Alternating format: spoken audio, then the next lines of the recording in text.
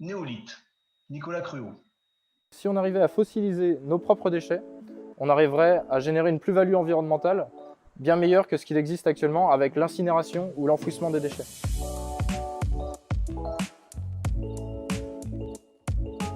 Chez Néolithe, on transforme les déchets ménagers non recyclables, c'est-à-dire tous les déchets que vous avez dans votre poubelle ménagère et qui sont enfouis ou incinérés, et on en fait des granulats minéraux qui sont utilisables dans le secteur du BTP, notamment pour faire de la sous-couche routière ou du béton. L'idée vient de mon père qui lui est tailleur de pierre et qui un jour, en taillant une pierre calcaire, donc un fossile de la préhistoire, s'est dit que si on arrivait à fossiliser nos propres déchets, on arriverait à générer une plus-value environnementale bien meilleure que ce qu'il existe actuellement avec l'incinération ou l'enfouissement des déchets, où on perd finalement la matière et on émet énormément de CO2. On a plusieurs types de clients chez Néolithe. On a les premiers qu'on adresse, ce sont les industriels, en particulier aujourd'hui les industriels du BTP, qui génèrent des déchets lors de la construction et de la déconstruction de leurs bâtiments et qui voudraient transformer ces déchets en des granulats qu'ils pourraient ensuite réutiliser directement dans leur système constructif. Donc là, on est vraiment sur l'économie circulaire. En parallèle, on s'adresse également aux collectivités, car c'est là que le gisement de déchets est le plus important. Et aujourd'hui, on travaille avec les premières villes qui veulent expérimenter notre procédé. Pour nous, être à l'accélérateur de Polytechnique, c'est déjà bénéficier d'un accompagnement business et technologique extrêmement fort. On a été très challengé sur principalement notre business model et sur quelques points technologiques pendant les 6 mois. Et rétrospectivement, je pense que ça nous a beaucoup aidé parce qu'on allait un peu dans une mauvaise direction avant l'accélération.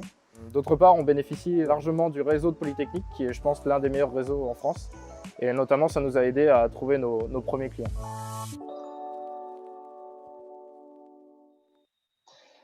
Bien Nicolas, le procédé de fossilisation des déchets étant un secret bien gardé, on ne va pas vous torturer.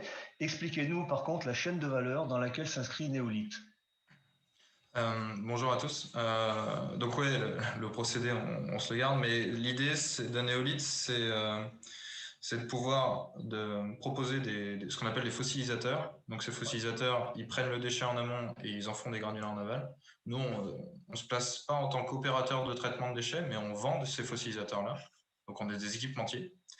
Et nos clients, ce sont finalement, en fonction des typologies de déchets, ce sont soit des industriels qui vont directement produire leurs déchets et donc qui vont vouloir revendre le granulat, soit des centres de tri qui sont aujourd'hui, qui ont la possibilité de collecter les déchets et de les trier, mais qui n'ont pas les sites d'enfouissement ou les incinérateurs. Et ou alors, ce sont les collectivités.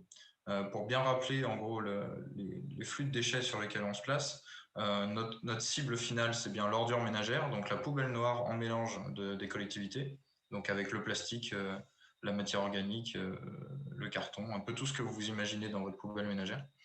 Mais aujourd'hui, on commence par les déchets de chantier, qui ne sont pas les gravats de chantier, hein, mais qui sont bien, par exemple, le plastique, le bois, les faux plafonds, toutes ces matières-là. Donc, dans le cadre en particulier des DIB de chantier que je connais bien, hein, parce que c'est le premier fossilisateur que je vends, là, nos clients sont en particulier les centres de tri.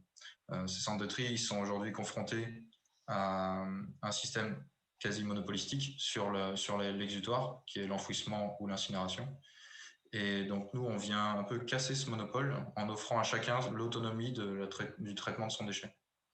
Et donc, moi, je fais aussi le lien avec les industriels de la construction pour assurer à mes clients qu'ils vont pouvoir revendre leurs granulats dans des bonnes conditions et que l'usage des granulats sera accepté. En gros, et en quelques secondes, l'idée de faire des granulats, à la base, c'est pas juste pour faire de la matière, c'est aussi parce que c'est une matière qui est extrêmement consommée.